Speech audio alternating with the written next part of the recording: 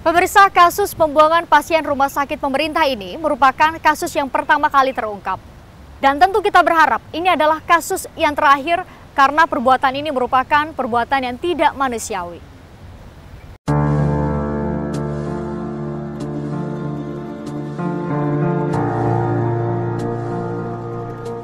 Jenazah Suparman alias Mbah Edi dimakamkan berselang 1 hari setelah tewas. Pemakaman ini dilakukan oleh petugas Rumah Sakit Abdul Muluk, Bandar Lampung.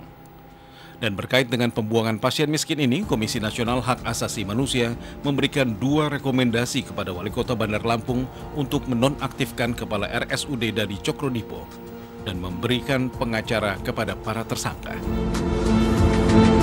Sementara dinonaktifkan dulu. Jadi ini kata sementara ya. Karena yang melibatkan di sini banyak orang. Ada juga di unit A, unit B, unit C, dokter ini, dokter itu, sehingga satu kesatuan di dalam sebuah organisasi pemerintah. Itu sistemnya nanti objektivitasnya nggak bisa.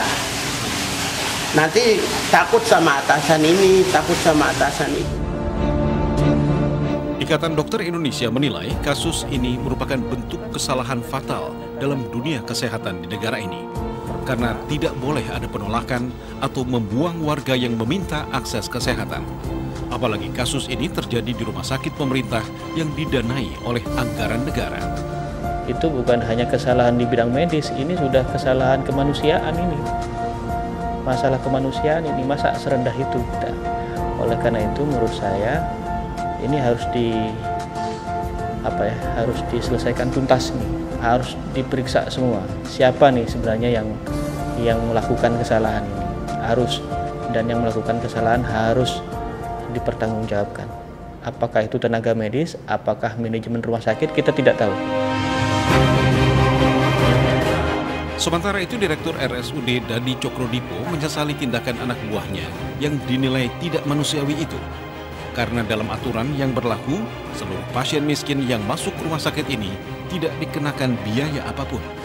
Saya sebagai pribadi, nggak usah saya sebagai tenaga medis, ya semua yang namanya pasien tidak bisa mendiskriminasikan. Jadi kita tidak membeda dia miskin, kaya, semua kita tolong yang masuk rumah sakit ini.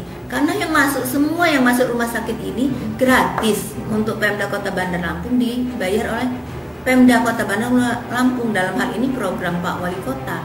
Jadi masalah penelantaran kan nggak ada apa permasalahannya.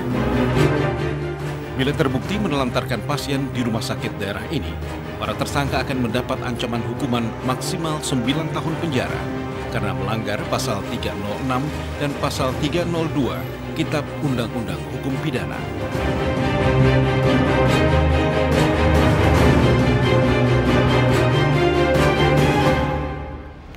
Pemirsa, informasi tadi menjadi bagian akhir dalam Fokus Kasus edisi pekan ini. Saya Pristianu Malangi. Sampai jumpa dalam Fokus Kasus edisi pekan depan.